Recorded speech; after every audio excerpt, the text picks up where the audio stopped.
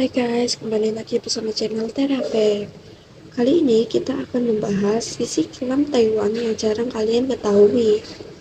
Sebelum itu, jangan lupa like, comment, dan subscribe channel Terafe ya. Tanpa berlama-lama lagi, simak video berikut ini. Berita yang telah kita baca kebanyakan, Taiwan, negara dengan julukan agak kecil, mulai dari pertumbuhan ekonomi yang cepat, inflasi yang stabil, hingga distribusi pendapatan masyarakat yang merata. Taiwan juga diagungkan karena keberhasilannya bertransformasi dari negara yang awalnya berbasis pertanian menjadi pemain kunci dalam industri teknologi informasi dan komunikasi. Bahkan, Taiwan ini salah satu negara yang mengalami pertumbuhan ekonomi positif di masa pandemi COVID-19. Di Taiwan, sebelah apartemen megah, ada sebuah kawasan umum. Barang-barang yang berada di luar kawasan di distrik Songseng yang terkenal megah, namun di sisi lain ada bangunan yang terbilang tua dan ternyata dihuni oleh orang-orang tua. Sebuah kawasan asrama di distrik Songseng yang dibangun 50 tahun yang lalu dan dihuni 70 keluarga yang berpenghasilan rendah atau pensiun personal militer. Rata-rata penghuni asrama ini berusia 60 tahun ke atas, namun tidak ada fasilitas lift. Dan rata-rata mereka yang berumur 60 tahun harus melewati tangga hingga lantai 5. Padahal naik tangga bagi para lansia merupakan tantangan yang besar. Dan yang menjadi masalah lagi adalah biaya sewa untuk apartemen tua. Terbilang sangat mahal, mereka harus membayar 3,5 juta untuk per bulan.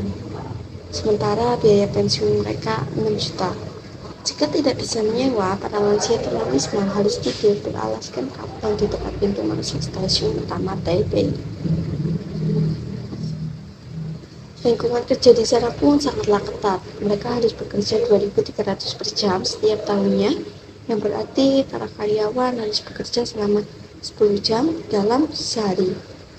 Bahkan ada seorang karyawan yang meninggal dunia di meja kerja setelah mengalami serangan jantung dan minum obat antidepresi. Menurut banyak ahli, mereka bekerja selama 19 jam secara rutin setiap hari.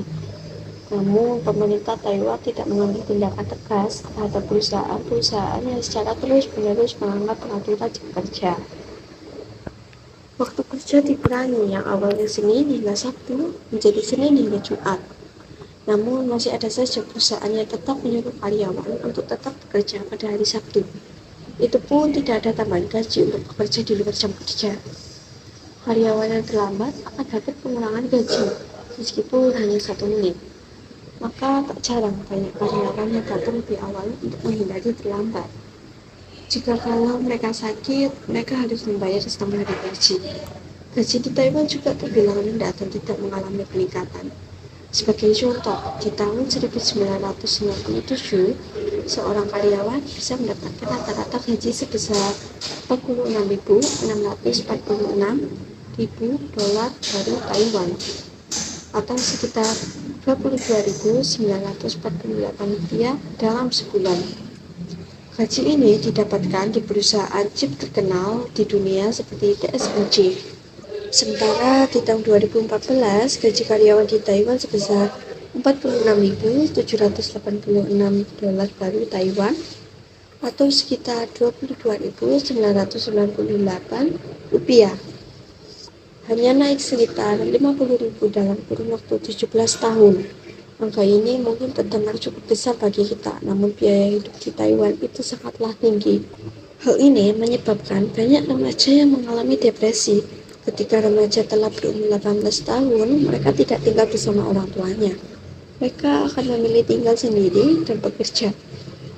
Sekian yang dapat kami sampaikan. Jangan lupa like, comment, share, dan subscribe ya. See you next video.